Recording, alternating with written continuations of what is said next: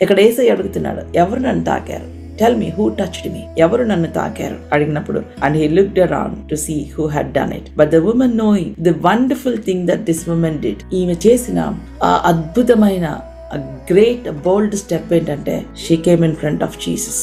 ఆమె యేసయ్య ముందుకు వచ్చి నిలబడింది. జనసమూహం అందరూ చూస్తూ ఉన్నారు. Everybody are watching. And but the woman, knowing what had happened to her, came in fear and trembling and fell down before him and told him the whole truth. ఏం చెప్పుంటదండి ఆమె? She came in front of Jesus.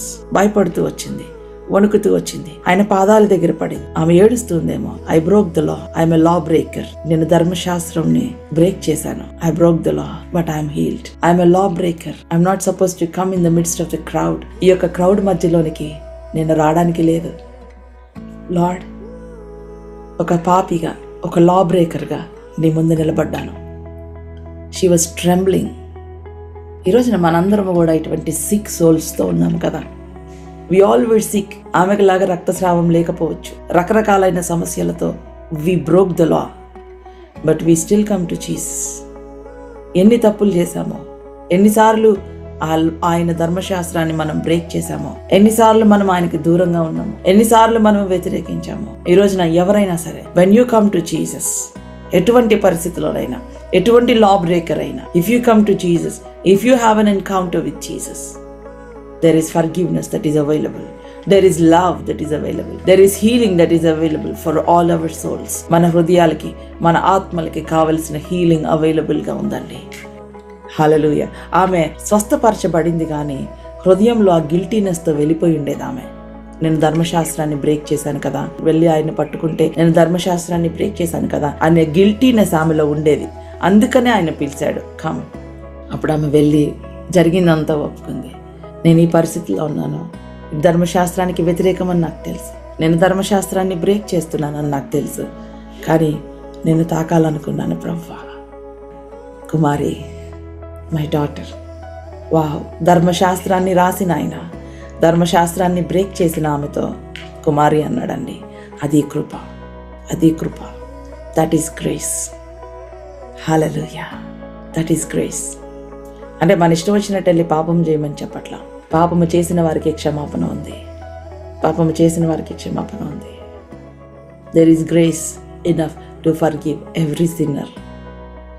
ఆమె స్వస్థపరచబడిందని అందరూ నమ్మి ఉండేవాళ్ళు కాదు.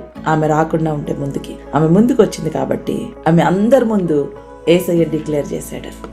In front of everybody Jesus declared, కుమారి, మా బంగారు తల్లి, నువ్వు స్వస్థపరచబడ్డా. I love this. He call her daughter. నేను లా బ్రేక్ చేశాను యేసయ్య, నేను ఇన్ని తప్పులు చేశాను, నన్ను ఇంకా నువ్వు స్వస్థపరుస్తావా?